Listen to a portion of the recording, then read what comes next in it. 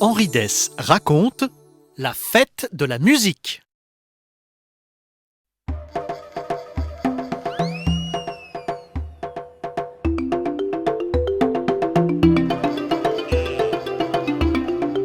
Albert le gorille et Piccolo le ouistiti étaient les meilleurs amis de la jungle. Albert était énorme et Piccolo minuscule, mais ils formaient une joyeuse équipe. Piccolo était toujours à l'affût d'une nouvelle idée et Albert toujours prêt à le suivre. Toute la jungle connaissait leurs aventures. Un jour que Piccolo cognait une noix de coco contre un rocher, il réalisa soudain que cela créait un joli rythme. Tap tap tout tap tap tap tout tap tap tap.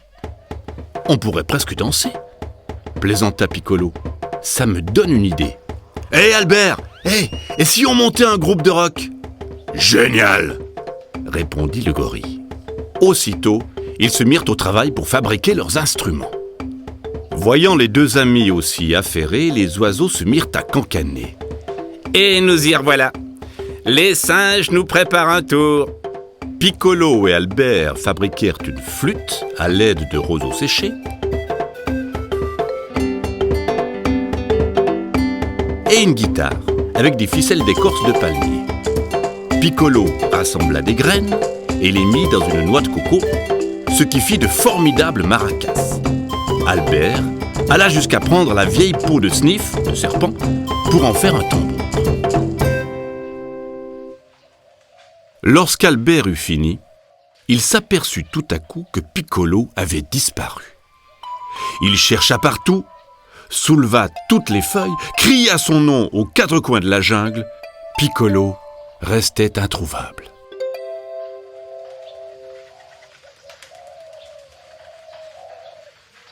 Albert était déçu que son ami l'ait laissé tomber. Sans lui, plus rien n'était aussi drôle. Mais tant pis. Il avait trop envie de le monter, ce groupe de rock, et il invita alors tous les singes à le rejoindre. Bernard le babouin était très excité.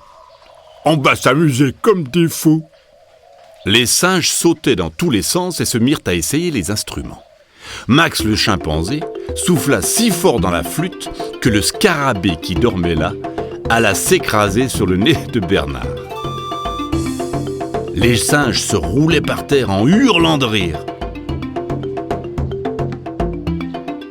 Seul Albert ne riait pas.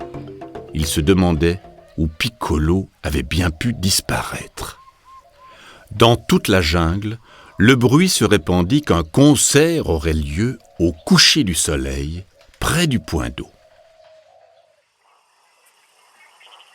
Tous les animaux se déplacèrent pour l'événement, même les girafes qui habituellement évitent ce genre de manifestation. Le concert commença et tous les musiciens jouaient parfaitement, tous sauf Bernard le babouin qui était au tambour. Des bruits bizarres parvenaient de son instrument. On entendait à peine la chanson d'Albert. « Que se passe-t-il avec ce tambour ?» grommela le lion. « C'est la pire musique que j'ai jamais entendue. » Les autres animaux acquiescèrent. Au moment où les spectateurs commençaient à se lever pour partir, il y eut un son plus sourd que les autres. Un poing en colère sortit du tambour. L'audience, stupéfaite, vit Piccolo s'extirper de l'instrument. « Espèce d'idiot !» hurla-t-il à Albert. « Tu m'as enfermé quand tu fabriquais le tambour, et depuis, j'essaye d'en sortir !» En voyant la scène, les animaux explosèrent de rire, surtout Bernard, ravi de voir que ce n'était pas de sa faute si le tambour jouait si mal. Heureux d'avoir réussi à sortir de sa cage bruyante, Piccolo prit place derrière le tambour. Il termina le concert sous les applaudissements de tous les animaux de la jungle aux côtés d'Albert, ravi d'avoir retrouvé son ami.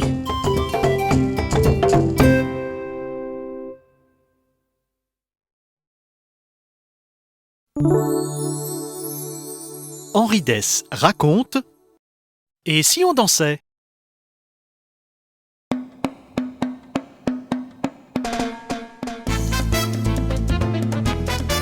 On s'est longtemps émerveillé de voir comment certaines abeilles pouvaient, rien qu'en dansant, indiquer aux autres où trouver les meilleures fleurs à butiner. L'explication en est pourtant très simple. Chaque ruche possède son propre professeur de danse.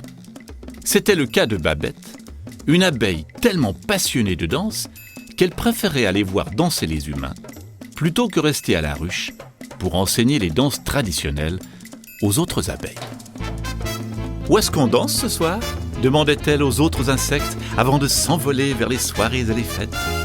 Parfois, elle allait même jusqu'à rentrer chez les gens pour regarder des spectacles de danse à la télévision. Très vite, Babette se mit à enseigner aux autres abeilles la valse, le bebop, le disco ou le rock'n'roll. Bref, tout ce qu'elle découvrait au cours de ses expéditions. Les autres abeilles adoraient apprendre ces nouvelles danses. Avec 6 pattes, elle réussissait les pas les plus acrobatiques, et comme elle pouvait voler en même temps, vous imaginez le style de danse qu'elle pouvait réaliser. Bientôt, elles furent bien trop occupées à faire la java entre les bégonias et à rocker dans les tulipes pour prendre le temps de récolter du pollen ou de faire du miel. Cependant, dans le jardin, les fleurs commençaient à se plaindre de ce que les gens préféraient regarder les abeilles plutôt qu'elles. Et les papillons leur en voulaient aussi de leur voler la vedette, malgré toutes leurs belles couleurs. De son côté, Babette était très satisfaite de son enseignement. Toutes les abeilles étaient devenues dingues de danse et toute la ruche bourdonnait en rythme du matin au soir. Mais une nuit que Babette rentrait tard, elle entendit un bruit terrible en arrivant. « Ouin, ouin !» La ruche tout entière semblait secouée de pleurs et de hurlements. « Mais que se passe-t-il » demanda Babette à une ouvrière. « Ce sont les bébés abeilles. Ils pleurent parce qu'il n'y a plus de miel pour les nourrir, » dit-elle sévèrement. « Toutes les abeilles ont passé leur temps à s'amuser et personne n'a récolté de pollen. » Cette nuit-là, personne ne put dormir dans la ruche à cause des pleurs incessants des bébés abeilles. Au matin, Babette fut convoquée chez la reine. « C'est un grand honneur, dit Babette. Voulez-vous des cours de danse ?»« Des cours de danse !» cria la reine avec colère. « Non merci, je veux que tu arrêtes d'enseigner tes danses bizarres. J'exige que tu réapprennes à tous mes sujets à danser de vraies danses d'abeilles, comme avant. Exécution !» Dès le lendemain, Babette obéit à la reine et se remit à enseigner les vrais pas de la danse des abeilles. Bientôt, toutes s'envolèrent au travail. Grâce au cours de Babette, elles n'eurent aucun mal à trouver les meilleures fleurs et à les indiquer aux autres. Et très vite, les bébés abeilles eurent tout le miel qu'il leur fallait.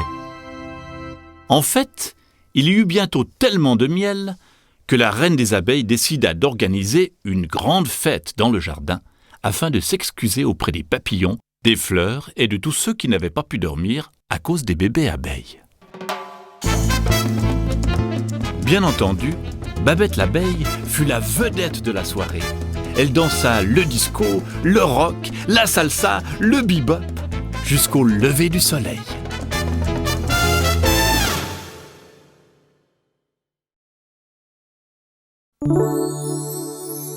Henri Dess raconte Maëlle, la timide. Dans le parc, les enfants jouent à chat, au balançoire, à cache-cache. Maëlle aimerait se joindre à eux, mais elle n'ose pas. Alors, elle sort le bout de craie qui traîne toujours au fond de sa poche, dessine une terre, un ciel, et s'élance seule sur la marée. Mais ce mercredi-là, lorsque Maëlle enfonce la main dans sa poche, plus de craie. « Une poche trouée, c'est bien ma veine », pense-t-elle. Elle s'approche du kiosque au ballon. La vieille marchande lui fait signe. « Tu joues seule, petite ?»« Oui, madame. Vous vendez des craies, s'il vous plaît ? J'ai justement ce paquet spécial pour toi. » et la vieille dame offre à Maëlle de jolis craies de couleur. La petite fille la remercie. Maëlle essaie aussitôt ces nouvelles craies. Alors se produit une chose incroyable. Arrivée à la case « Ciel », Maëlle se frotte les yeux. Tout autour d'elle n'est que nuages. « Oh, c'est magnifique! Je suis dans le ciel pour de vrai !» Maëlle avance comme dans du coton. Elle aperçoit une cabane. Devant la baraque, un vieil homme joue aux échecs avec une cigogne. « Enchanté, Maëlle, ça fait longtemps que je t'attends, » dit le vieil homme. « Mais comment savez-vous » répond-elle surprise. « Facile, on voit tout d'ici. On m'appelle Elio, car je me suis rapproché du soleil. Vois-tu, petite, pour un ancien loup de mer comme moi, la compagnie des hommes n'est pas toujours intéressante.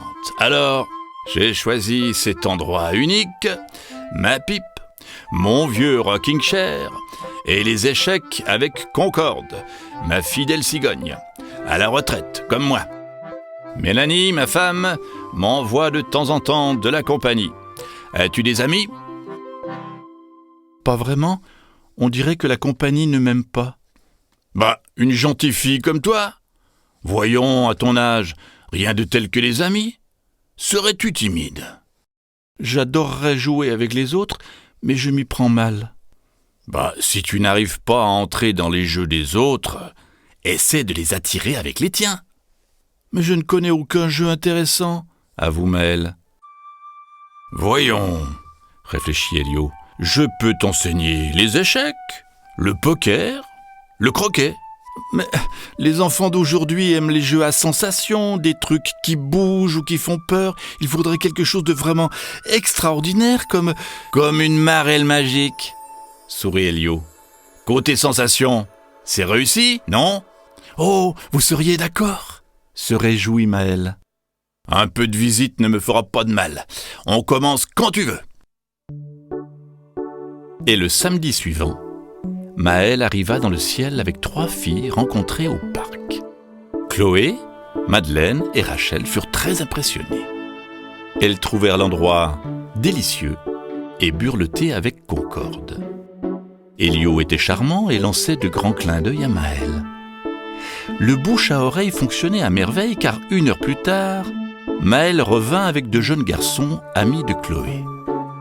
Elio les installa sur son rocking chair et leur conta ses aventures de marin. Ils n'en croyaient pas leurs oreilles. L'après-midi suivante, Maëlle s'apprêtait à tracer sa marelle dans le parc quand elle leva les yeux. Chloé et les autres lui tendaient un petit caillou blanc. Les garçons avaient déjà tracé une marelle.